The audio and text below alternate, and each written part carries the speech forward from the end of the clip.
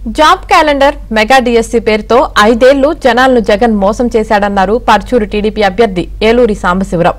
నూతలపాడు చెరుకూరులో ఏలూరి సాంబశివరావు భారీ ర్యాలీ నిర్వహించారు.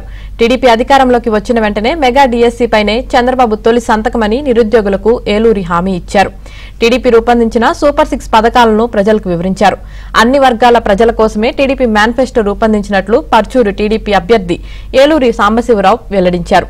రాబోయే ఎన్నికల్లో టీడీపీ గెలుపు ఖాయమన్నారు.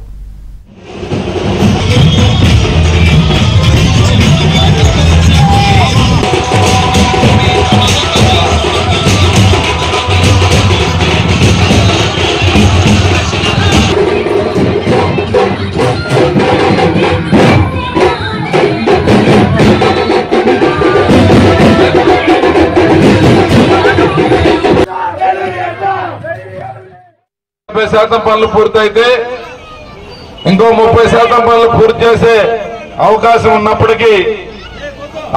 ఉన్నప్పటికీ అది చేయకుండా ఈ రోజు ప్రాజెక్టు మనుగడే ప్రశ్నార్థకమయ్యే పరిస్థితి తీసుకొచ్చాడు.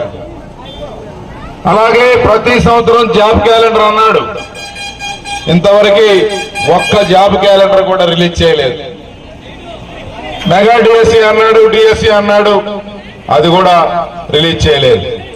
పరిశ్రమలు తరిమేశారు, కొత్తగా పరిశ్రమ రాలేదు, ఉద్యోగాలు రాలేదు, ఉపాధి అవకాశాలు లేవు.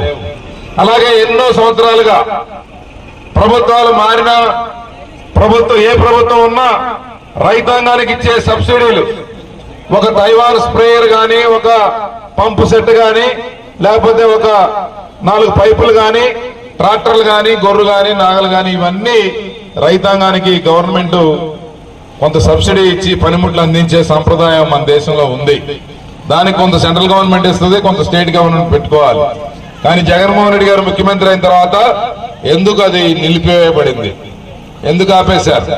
మన నూతలపాడు గ్రామంలో పాపం కొంతమంది బ్రహ్మాండంగా ఓట్లేసి గెలిపించారు, కనీసం వాళ్ళకైనా ఇచ్చారా?